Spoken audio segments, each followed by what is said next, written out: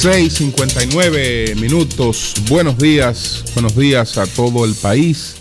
Hoy, pues, lamentando mucho esta información que han ofrecido nuestros colegas de 5 a 7 de la mañana sobre el fallecimiento de don Antonio Inver Barrera, sobreviviente junto a don Luis Javier Matió, que murió hace algunos años, de esta gesta patriótica que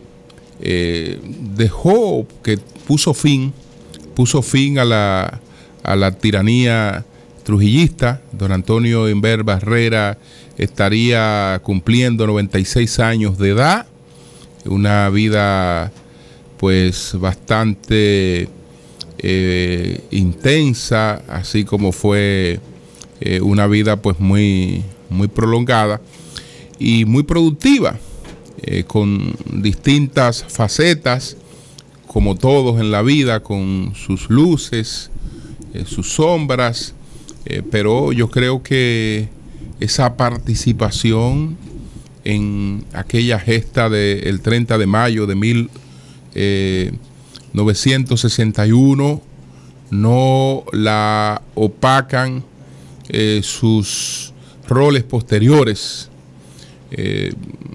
Su participación, por ejemplo, en el gobierno de facto, en el gobierno de reconstrucción nacional, siempre pues produjo muchos cuestionamientos, y hay quienes entienden que esta participación, el rol de aquel gobierno donde hubo mucha represión, donde se ejecutó la llamada operación limpieza, que fue un gobierno paralelo al gobierno constitucionalista que encabezó el coronel Francisco Alberto Camaño Deñó, pues ese gobierno pues que no firmó tampoco el acta mediante el cual culminaba la guerra civil.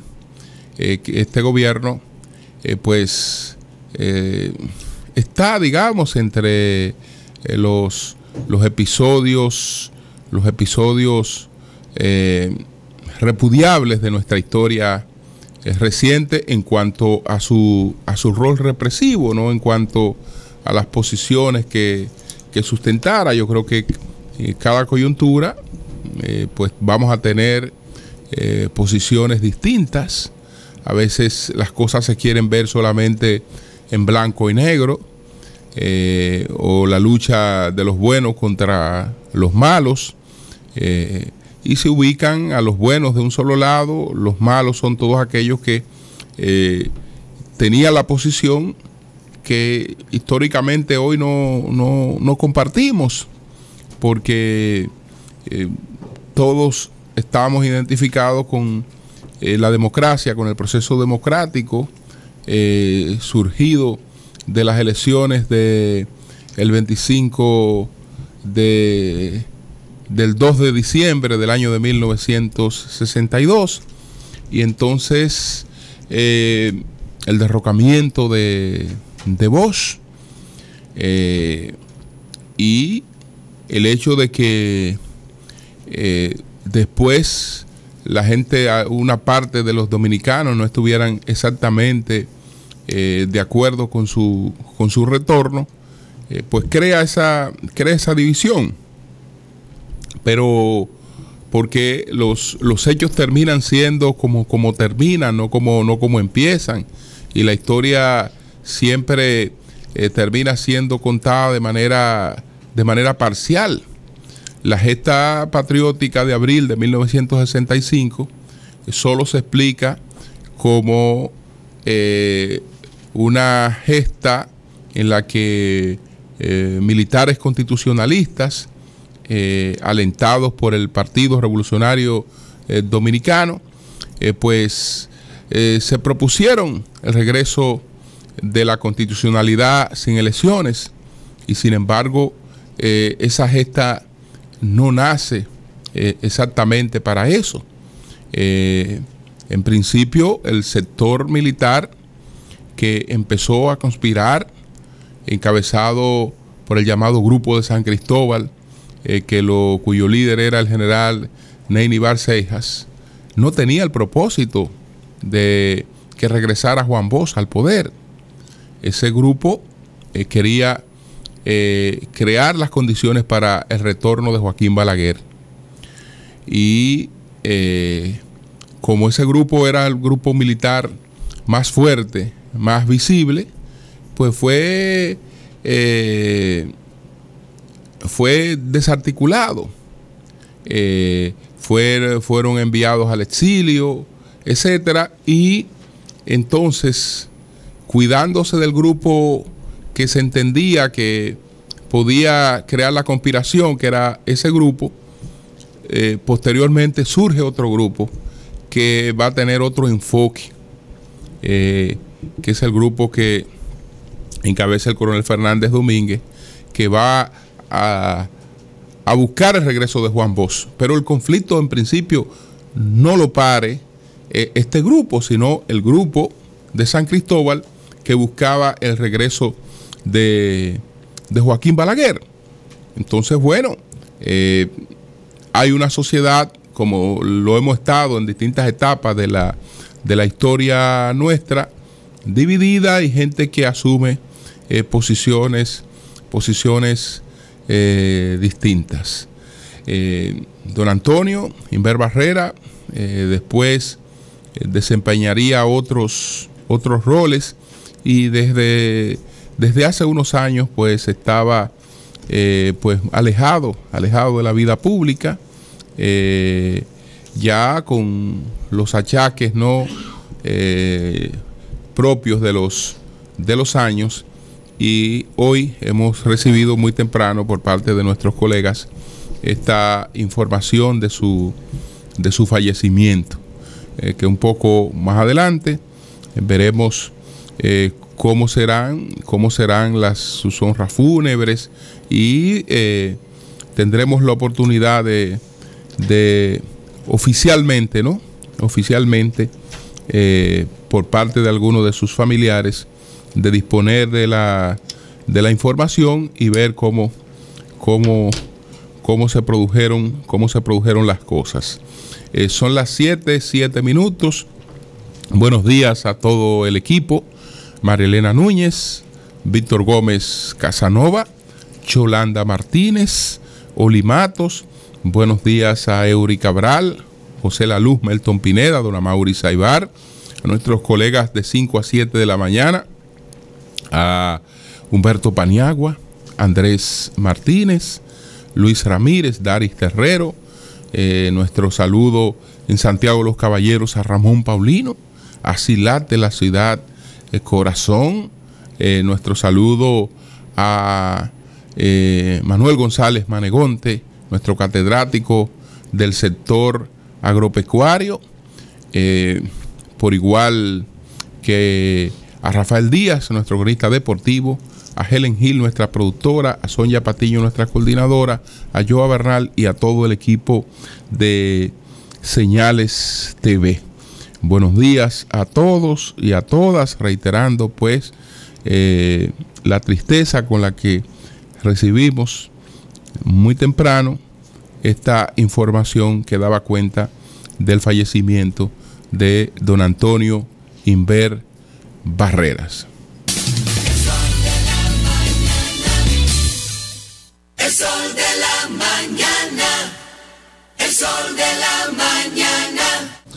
Bien, señores, son las 7:09 minutos. Hoy, en este día 31 de mayo del año 2016, hay actividades muy importantes, y actividades que no tienen por qué, digamos, detenerse, porque la vida continúa,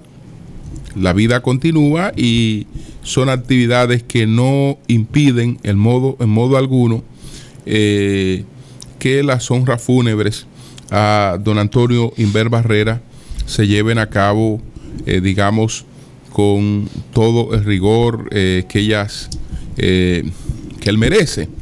Entonces, está para esta noche la entrega de los premios soberanos. Y también para esta noche está la gran gala de el Consejo Nacional de la Empresa Privada, con motivo del Día Nacional de la Empresa Privada. Esta gran gala pues que se lleva a cabo en el día de hoy. Entonces, ambas actividades, desde luego, serán objeto de la atención de todos los medios de comunicación y de todo el país. El Soberano es uno de los principales eventos de la televisión nacional. Este evento, que solo tiene comparación tal vez con un festival presidente, pues en términos del rating que provoca, es esperado con mucha atención por todos los dominicanos. Entonces está dividido, ¿no? Una parte que es la de la alfombra roja, y otra parte que es ya la de la entrega de los premios. Pero a propósito del fallecimiento de don Antonio Inver Barrera, tenemos en la línea telefónica a Manegonte. Vamos a ver. Buenos días, Manegonte.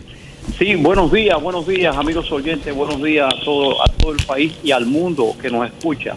Bueno, en la madrugada de hoy falleció el último sobreviviente de la gesta patriótica del 30 de mayo, el ajusticiamiento al tirano Trujillo.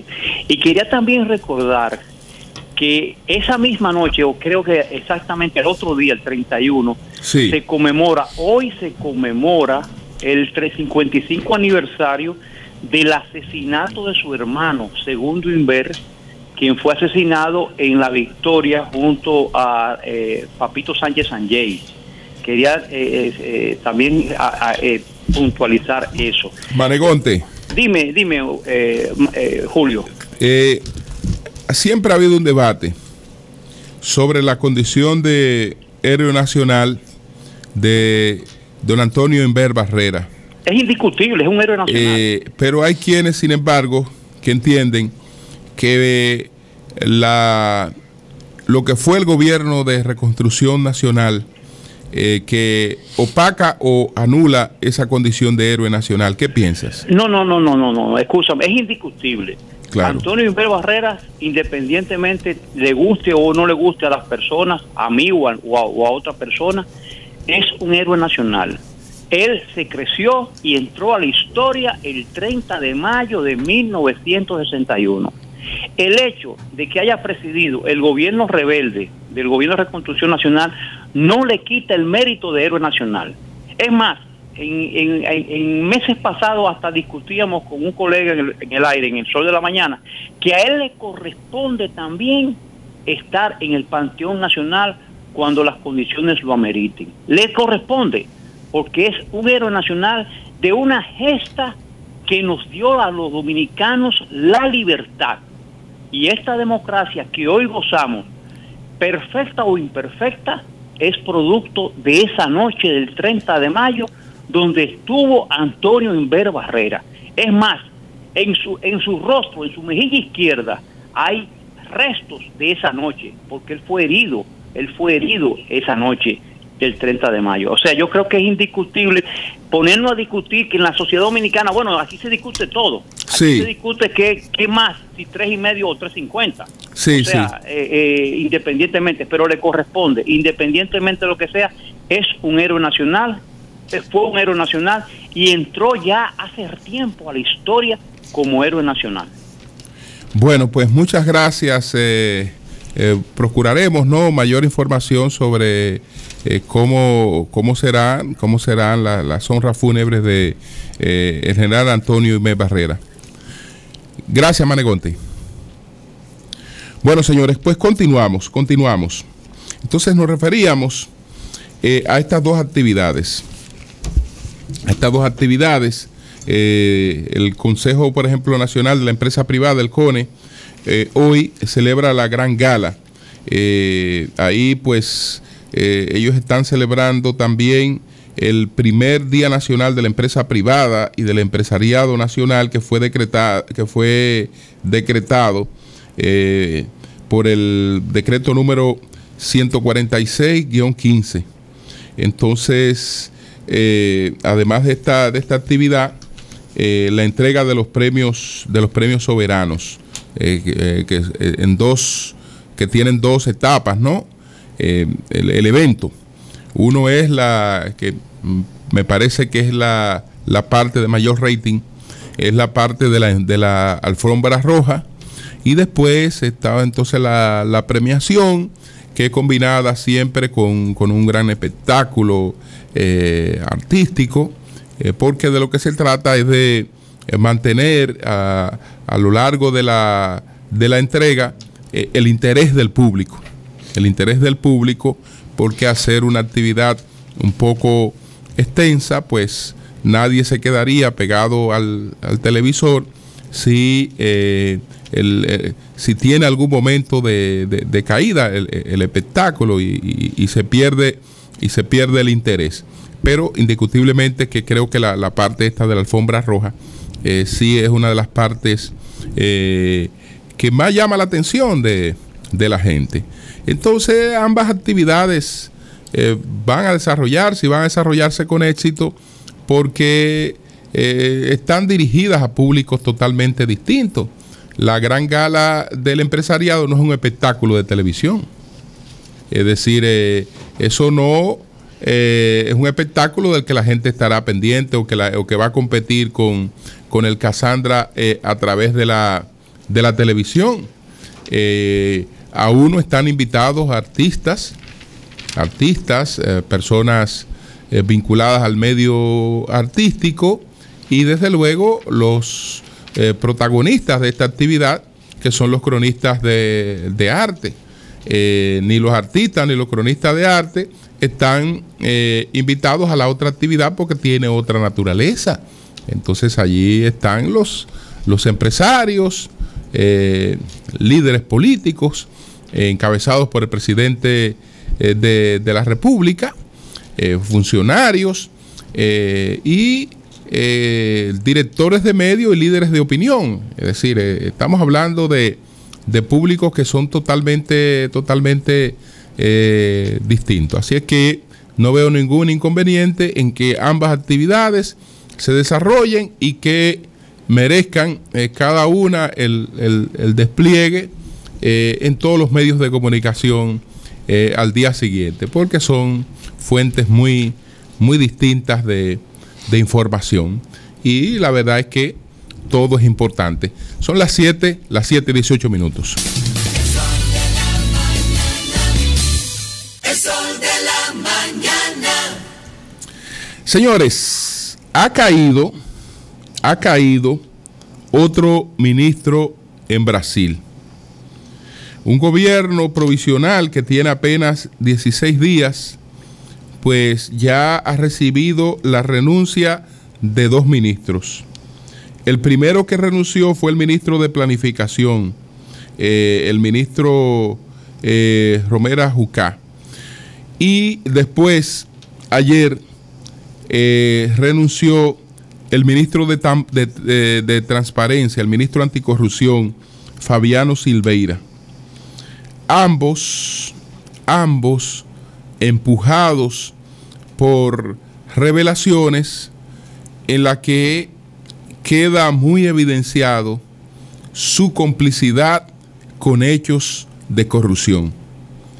Y la imagen del presidente Temer, que cada vez y en poco tiempo más deteriorada.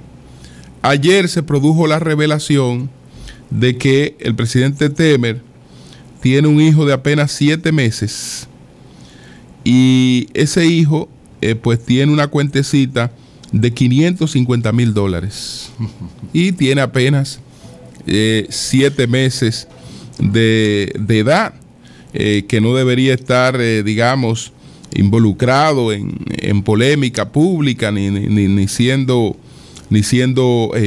aludido De hecho, aquí en la República Dominicana está prohibido por ley la mención de un nombre de un menor que está involucrado en cualquier hecho de esta naturaleza. Sin embargo, este niño totalmente inocente,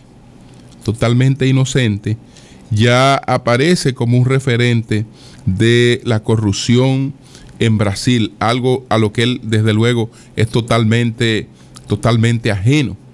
De lo que habla es de la irresponsabilidad de su padre,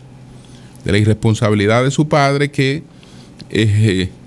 ya lo trae, digamos, a la vida social con este referente. Entonces, esto indica que ese gobierno no podrá crear las condiciones para una gobernabilidad en Brasil. Pero eso se veía venir.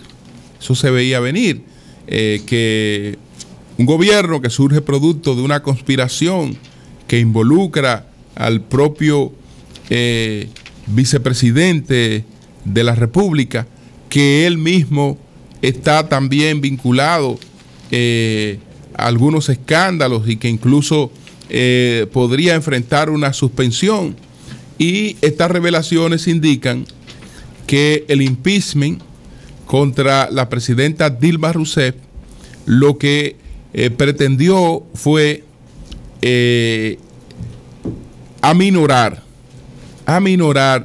detener o boicotear el caso de Petrobras. Y las conversaciones que han salido a relucir de estos personajes que han tenido que renunciar, 2 ministros en tan poco tiempo, justamente lo que hablan de esto, que la trama, que se trataba de una trama para que las personas que estaban involucradas en este expediente pudieran evadir su responsabilidad, entre ellas la del principal impulsor del impeachment, que fue el expresidente de la Cámara de Diputados, Cuña, que además es uno de los principales implicados en el caso de Petrobras. ¿Qué es lo lamentable? Lo lamentable es que América Latina, con sus líderes sumidos en una crisis, estoy hablando de los países, ¿no?, que bien pudieran encabezar todo el crecimiento económico de América Latina, y Brasil ha estado a la cabeza y se convirtió en una de las principales economías mundiales, estén sumidos en esta crisis, con la situación de Brasil, con la situación de Venezuela, con la situación en menor medida de los cuestionamientos que enfrenta la presidenta Bachelet, con los cuestionamientos que ha iniciado el presidente Macri en Argentina, que no bien salen a relucir todos los escándalos de los Kirchner, ahora resulta que en muchas cuestiones escandalosas de los Kirchner habían personas que son vinculadas al actual presidente, que era de la oposición, que son socios de él, y él y varias personas vinculadas a sus gobiernos, colaboradores muy cercanos, implicados en las revelaciones de los llamados papeles de Panamá. Entonces, en esas condiciones, la verdad que lo que ellos pueden hacer en favor de su pueblo, en el impulso de sus economías, es poco, porque en gran medida el tiempo útil tienen que dedicarlo al tema de la imagen, como le ha pasado en su segundo mandato a la presidenta Bachelet, que sin embargo había tenido un primer mandato y había salido con mucho prestigio y con mucha popularidad. Son las 7:24 minutos.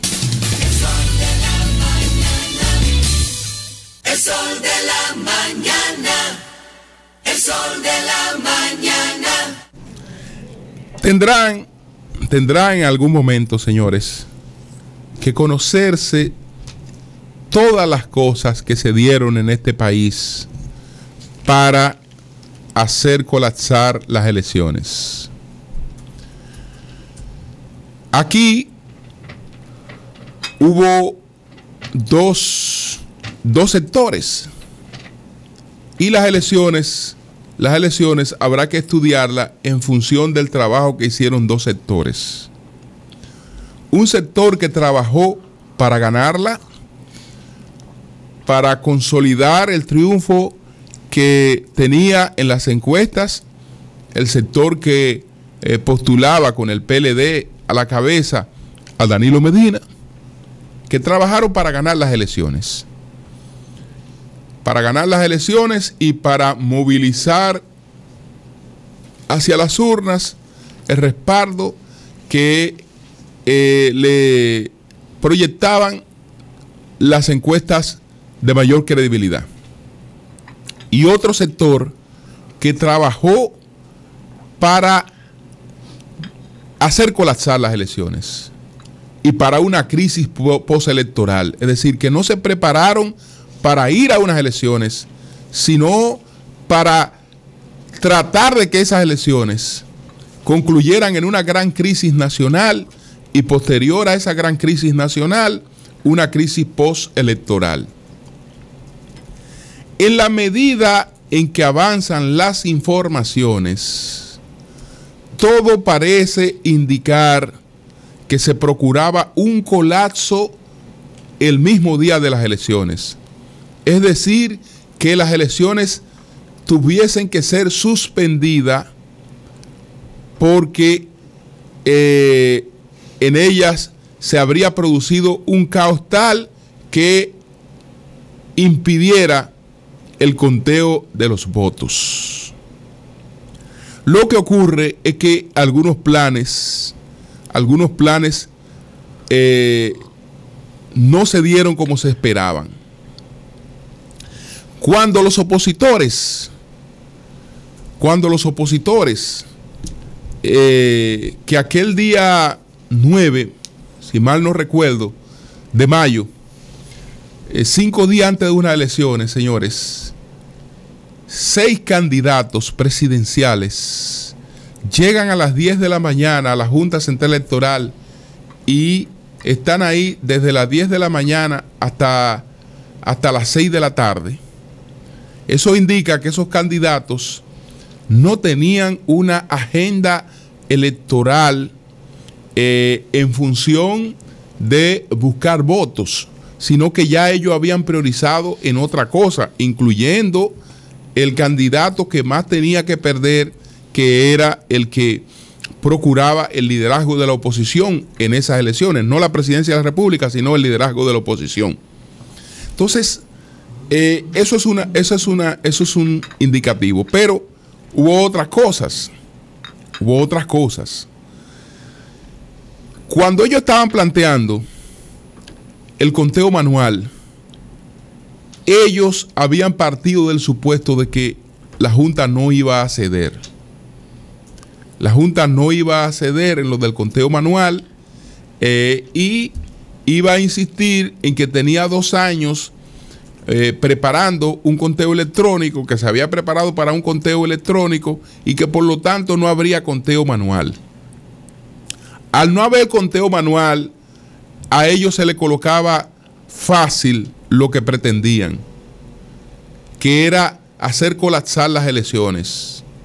Porque si no está previsto la contingencia manual, si no estuviera prevista la contingencia manual, entonces al hacer colapsar el conteo electrónico, pues ya colapsaban las elecciones. Es decir, vamos a unas elecciones con un conteo electrónico. Entonces, ese día, con el fallo de los equipos, pero un fallo sobredimensionado, porque incluso se empezó a hablar de fallo de los equipos cuando el equipo principal todavía no había sido usado y no se sabía si iba o no a fallar, que era el escáner.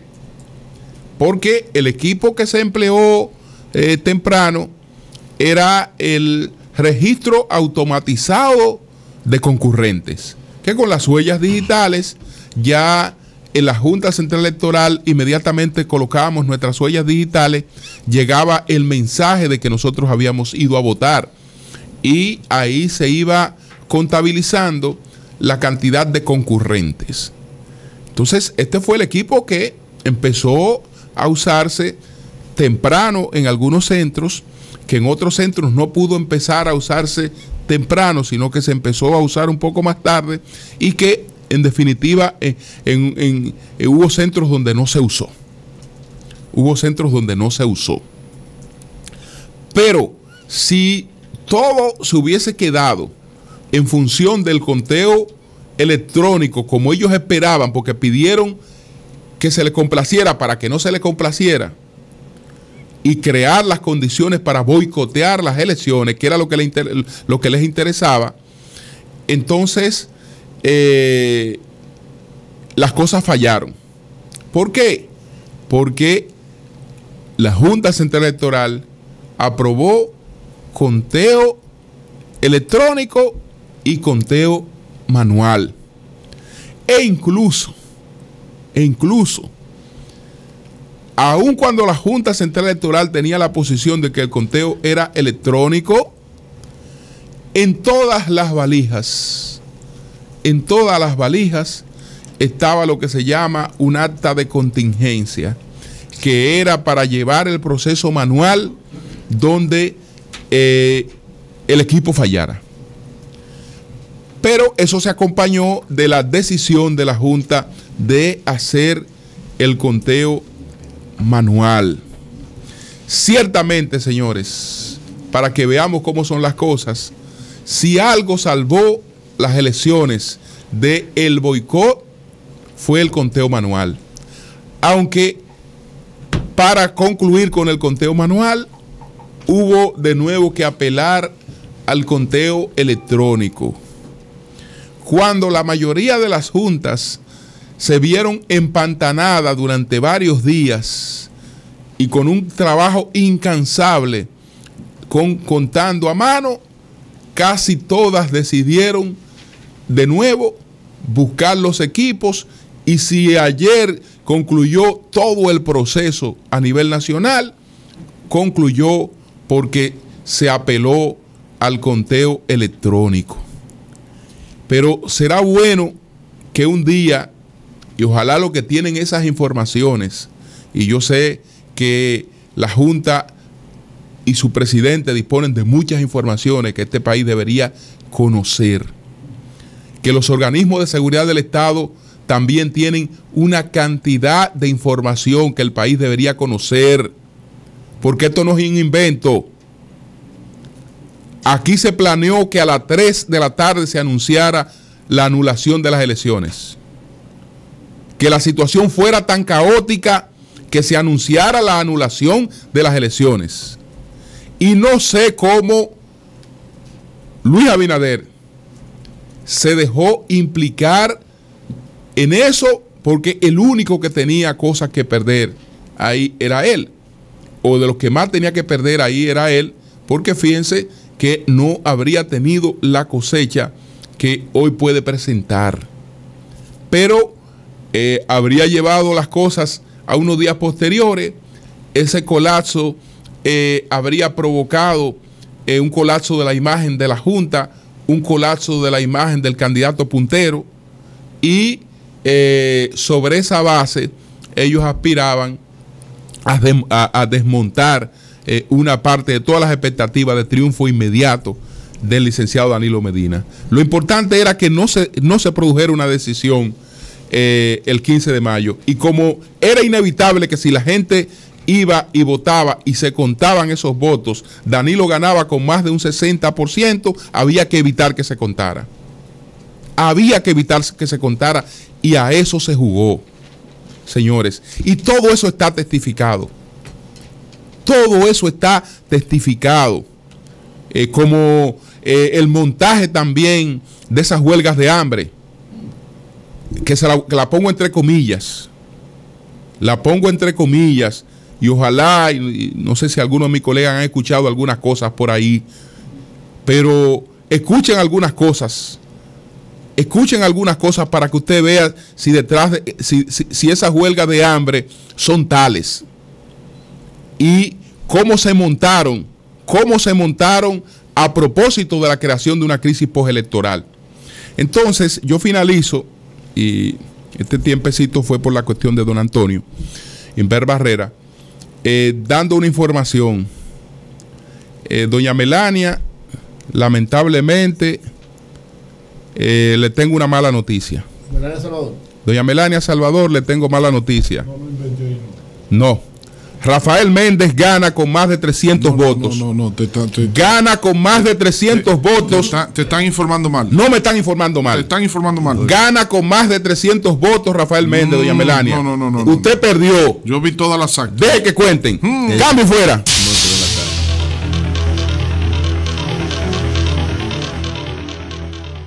El sol de la mañana.